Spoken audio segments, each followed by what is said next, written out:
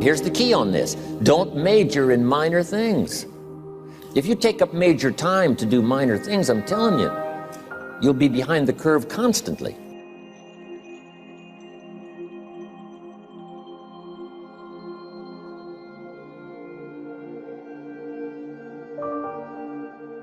That's major time. And if you took a look, if you're in sales and you took a look at a week, you'd say, my gosh, I'm spending 90% of my time on the minor stuff and so little time on the major stuff in the presence of.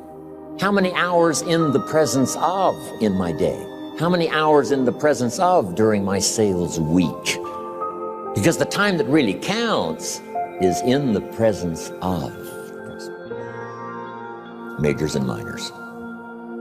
Here's another key time management essential. Don't mistake movement for achievement.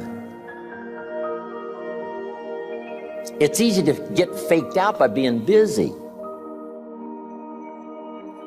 Guy comes home at night all exhausted, falls in the chair and says, oh, I've been going. Here's the big question, doing what? It's not the going. Some people are going, and they're doing figure eights.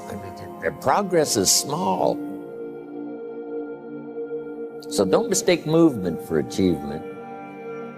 Here's another one in sales we learned. Don't mistake courtesy for consent. If somebody's pleasant and they nod, you say, oh, they're going to buy. No, they're courteous. You can't mistake courtesy for consent.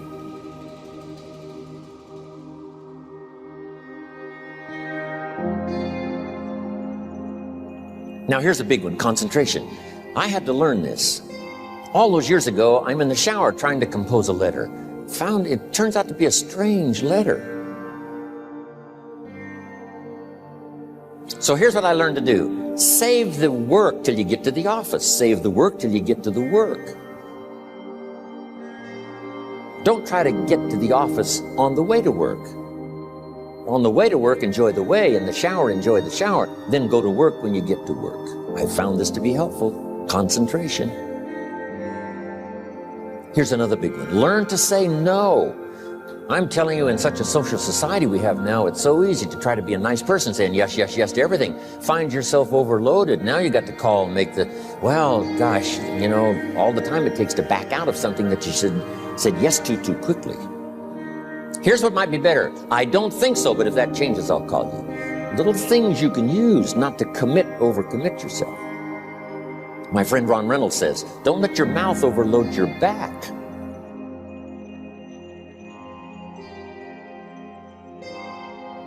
Now here's a big one on time management. When you work, when you play, don't mix the two. Don't work at play. I used to take my family to the beach and I would bring my briefcase.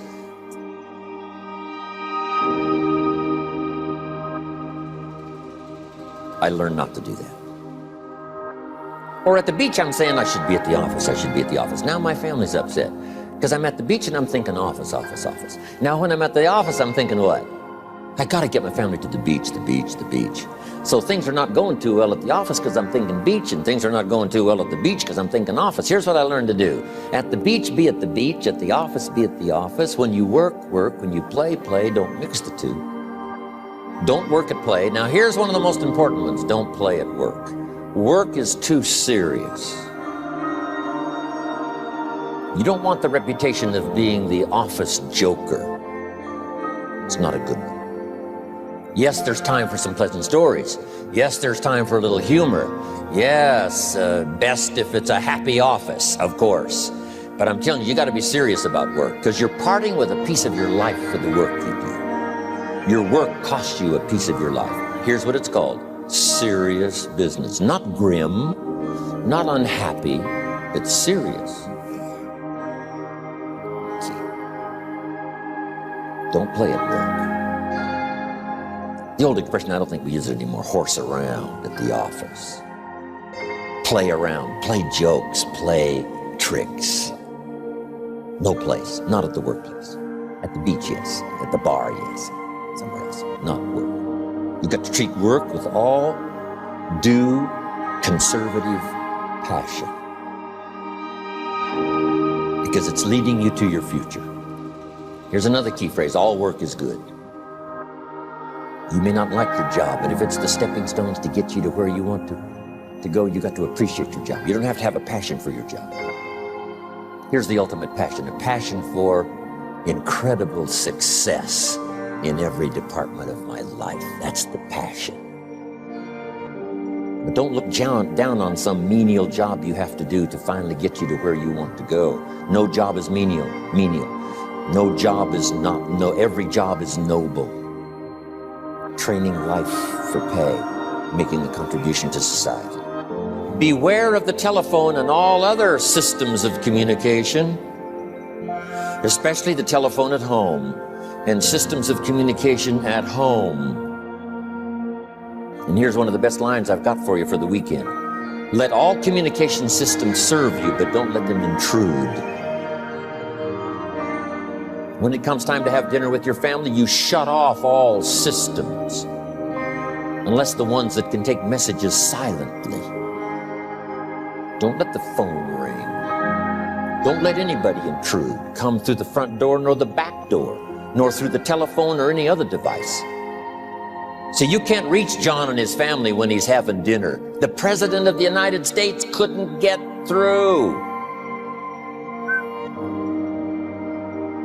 If you develop that kind of a reputation, father, mother, when we have dinner, when we're visiting and have this time with our family, nothing intrudes. So don't let these clever little devices keep intruding. You've got to have a place that's sacrosanct, it's valuable. You don't let anything in for that period of time. Isn't that good advice? Excellent advice. Here's the next one. Read all the books. You know, I've only got a few notes here on time management, but if you've got some particular challenges, you run a big organization, a big corporation, you've got some challenges, there's plenty of books. Now, here's what's next. Just be more alert to the things that might be stealing your time. Here's why. Time is like capital. You can't let someone steal your seed corn, you can't let someone steal your capital, and you can't let someone steal your time. You must designate your time, and some of the time that you designate, you must not let anyone steal. Casual time, you might let someone intrude and steal a little bit and take a little bit, but not serious time.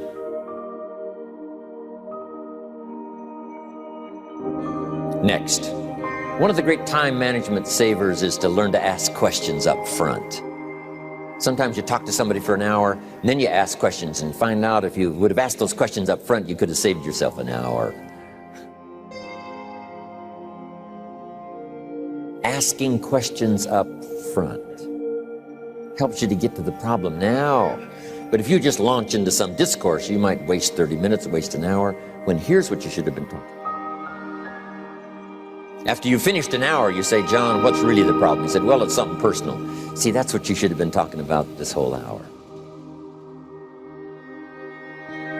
Next, learn to think on paper.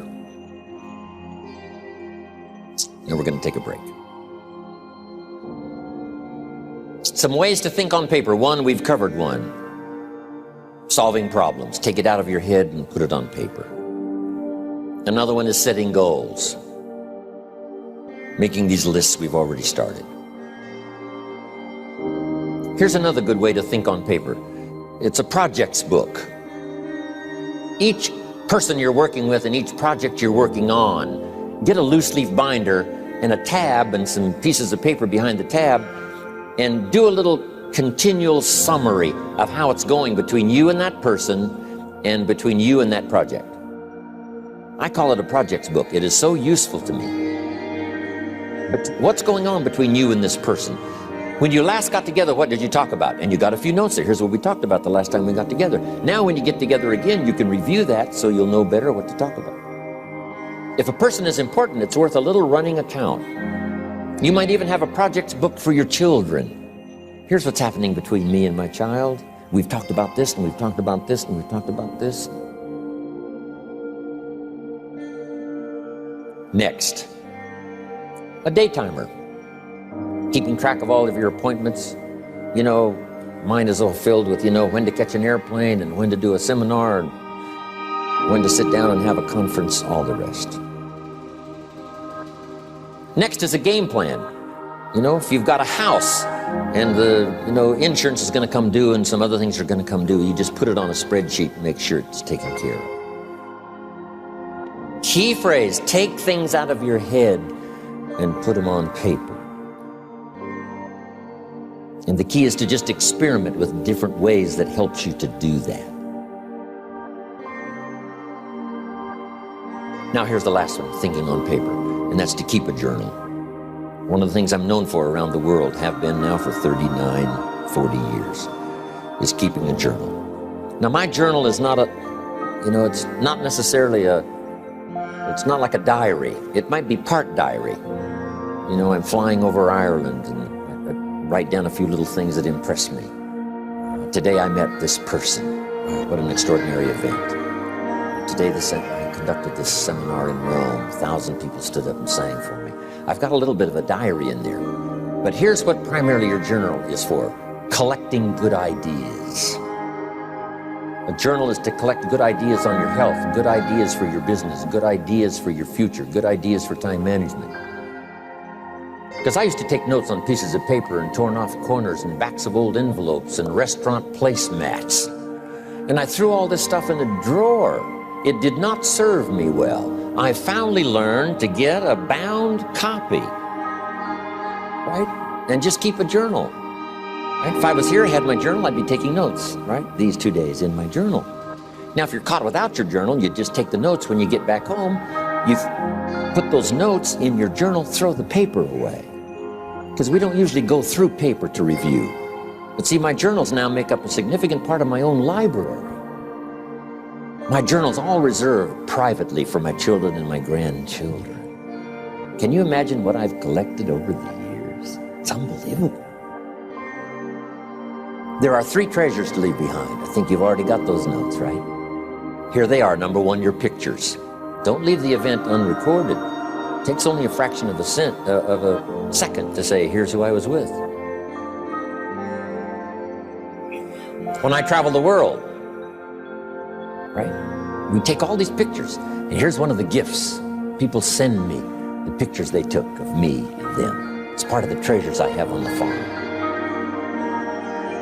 Incredible. A picture's worth 1,000 words to describe the scene, the emotion, what happened. Say, wow, this was an extraordinary day for me when I met these people. Here's what they told me happened to them when they went to my seminar 10 years ago. Wow, the drama comes back if you've taken the pictures. It's one of the treasures to leave behind when you go. Remember the old photographs that we have now of, 100 years ago, 70, 80 years ago, just a few photographs? What would it be like if you had thousands of photographs of the past, of your history, your mother, your father, grandparents? So change all of that now for your children. Leave all your photographs as a record. Here's what's next to leave behind, and that's your library. The books that changed your life, the books that changed your health, the books that rescued you from oblivion, the books that you passed on to other people, they were so exciting for you, the books that made you financially independent, the books that developed your leadership, the books that gave you wisdom to ponder when things were tough, the books that got you through the winter, the books that helped you to plant in the spring and harvest in the fall. What a treasure to leave behind. If you do that, here's what's for sure. Your books will be more valuable than your furniture.